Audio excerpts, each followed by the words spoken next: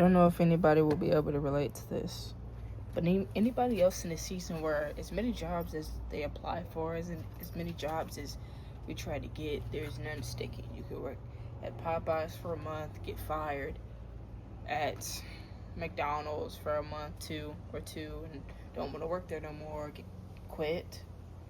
You could work at like I don't know, Foot Locker, Nike store, wherever, and you just don't see yourself happy there. What if I told you maybe you weren't supposed to work these jobs? Maybe you have a higher calling in the kingdom with God, with Jesus Christ. What if I would have told you that? What if I would have told you all these jobs that you're applying for, you're not going to stay there? Every job you apply for, it's going to be temporary. You're not going to sit on a job for that long because you have something better to do, and that's work with God. He's your boss. Think of it like that. He's your boss. You're doing 9 to 5 work for God, warning his people, talking to his people, getting his people to come back to him, because right now everybody's stray, running in different circles, doing backflips and cartwheels all over the place. There's more death, there's more fighting, there's so much hate in the world. So of course, but you as a chosen one, there's many that want to be like us, that are many of us, and there's many that try to be like us. But I'm speaking to you specifically. Leave that job. Quit that job. Right now, I'm in a season where I'm not gonna spoil what we got all going on, but I'm just saying I'm in a different season right now. If it was told to you to leave some places, take it back to God.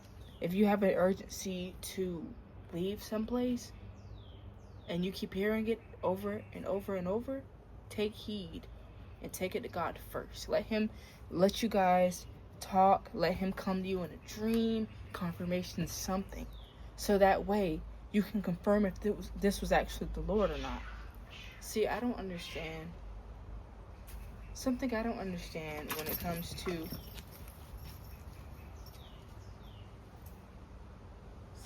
something I don't understand when it comes to some things that the Lord does is it's not for me to understand. Like, genuinely. I was reading the book of Job again last night, and he had a bunch of fake friends before he came back up. Them friends is talking about, you sure that was God? God wouldn't tell you to do that all in his ear. And he's like, I'm still, even his own wife, when he had them scabs and stuff on him, he still believed in the Lord. His faith was a little weary, but he still believed in the Lord. He didn't curse God. He didn't blame God, because the Lord was going to help him. He was going to see it through. But to have his own wife and his own friends, that can, some of y'all can relate in this season. Your family turning their back on your friends, don't contact you like they used to. You got this new job, now everybody hate and want to have it. They're trying to take your job from you. I can relate to that a little bit. Family ain't gonna be happy for you. They might, if you got a good family. If you have a family like mine, they ain't gonna be too much happy for you. They're just gonna watch from the sidelines as you're doing something with your life. They don't trust, they don't support in the process, but when you get there, when the Lord bring you there, because he gonna do it. If God's will is, if your walk aligns with his way, then it'll happen. But right now, we got to do some evaluation, me included. Last night, I had to do evaluation. I had to look at myself and say, okay, I need to get it together. And that's what the Lord expects us to do. When we accept him in our life, you have to hold yourself accountable as well. We can't say, oh, no, I didn't mean to do. Nah, you got to give yourself grace, because he gives us grace. But as well as you got to be on your P's and Q's, because the enemy not coming to play with you. The enemy want what you got plus that.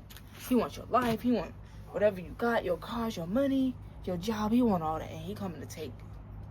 He's coming to steal right now. We don't need that. So I want you to keep your head up, and I want you to continue doing the good stuff and the good work that's in God.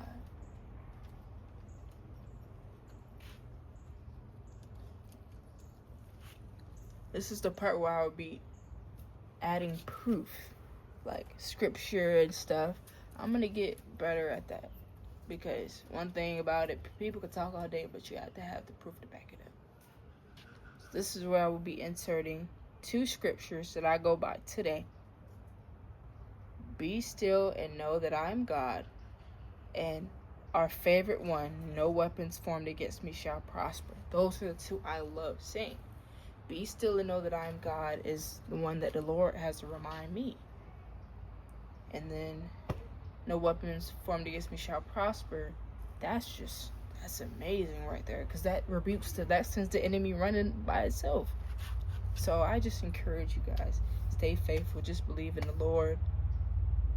Doubt, fear does not exist. That's the enemy. I don't know you, you don't know me, but please, we all need to come together as one, because Jesus is coming back. He's returning, and you don't want to be burning, you know? You want to be living with many fruits and just the beautiful, oh my gosh, it's going to be so amazing up there. Why wouldn't you want to be a part of it? With that being said, thank you for watching this video. God bless, and keep God first. Have a great rest of you guys this day. Why did I just smile? That was weird.